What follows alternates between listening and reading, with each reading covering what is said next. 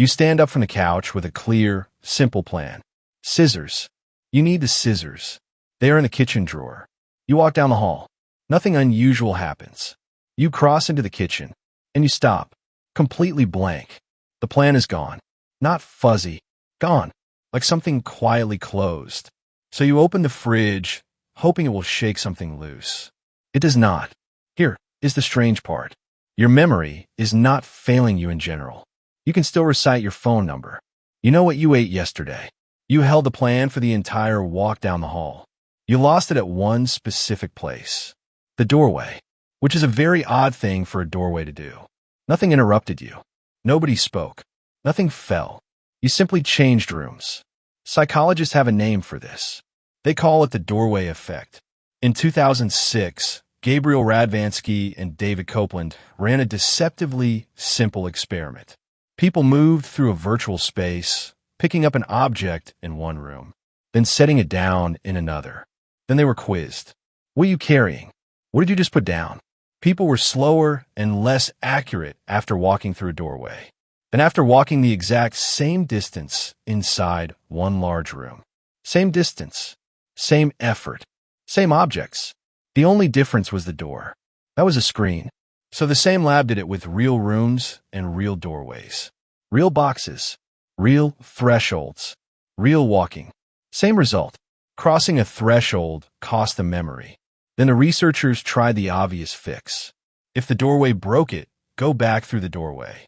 You have done this. Walking back to the couch, hoping the thought is still sitting there. It mostly does not work. In their later experiments, returning to the original room did not restore what was lost, which rules out the easy explanation. This is not a cue you left in the other room and can walk back and collect. Something else got closed. To see what, you have to give up an assumption about how memory works. It feels like your mind is recording one continuous stream. It is not. It is chopping your experience into chunks. Researchers call the chunks events and the chopping event segmentation. At any moment, you hold one working model of what is happening right now. Where you are, what is around you, what you're doing, and crucially, what is about to happen next. That model is a prediction machine. It quietly guesses the next second, constantly. While the guesses keep landing, the model stays open, and everything inside it stays close at hand, including one small fragile item, scissors. Then you reach the doorway, and the predictions stop landing. The light changes. The sound changes. The walls change. The floor changes. Your brain reads all of that as one blunt message. This event is over. So it closes the model, files it away, and opens a fresh one for the room you're standing in now. Researchers call that moment an event boundary, and a doorway is almost a perfect one, a hard visual edge between one small world and the next. The new model is built for where you are now. The counter, the light, the tiles. The plan was inside the old one. It is not erased. It is filed, and filed is slower than held. So you stand in the kitchen with a perfectly functional memory, and no quick access to one specific line of it. Not a crash, a save.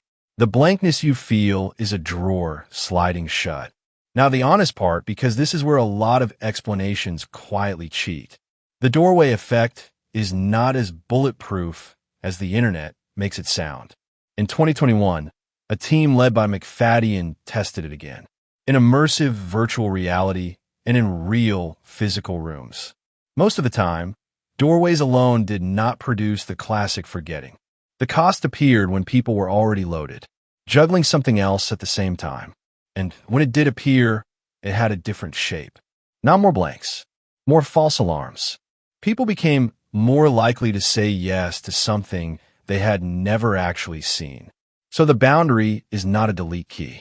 It is a moment when a busy mind gets less reliable about what it is holding. Once you know the shape of it, you start seeing boundaries everywhere. And they're not always made of wood. You switch windows on your laptop and forget what you were about to look up. You unlock your phone with a clear purpose and lose it somewhere between the lock screen and the apps. You walk into a meeting with exactly one thing you wanted to say. The door closes behind you. It is gone. You get out of the car at the store, and the third item evaporates. Notice what all of these have in common. The lost thing is always small, recent, and only in your head. Never your name. Never how to drive. Never the argument you had last week. Boundaries do not take the things you have lived in. They take the things you were merely holding, which points at what actually helps. And it is not trying harder. Trying harder is asking a closed drawer to open by force. What works is refusing to let the thought be only in your head when you cross. Say it out loud as you stand up. Scissors. Now it is in your ears, not only in your plan. Or carry a prop. Pick up the empty tape roll and take it with you. An object does not need the old model to survive. It is simply in your hand. Or do not fight the boundary at all. Use it. When you go blank, stop reaching for the thought. Rebuild the room instead. What was I holding? What was I looking at? You are not hunting the thought. You are reopening the file it sits in. And if that fails, walk on. It usually comes back within a minute while you're doing something else. Because here is the reframe worth keeping. This is not a glitch in a system that is supposed to remember everything. A mind that held every room open at once would be unusable. You would walk into your kitchen, still carrying your hallway, your office, your car. The forgetting is the price of a mind that keeps the present clean. So the next time you stand in a doorway with an empty head, you are not losing your memory. You are watching it close a file. And that is the part that works.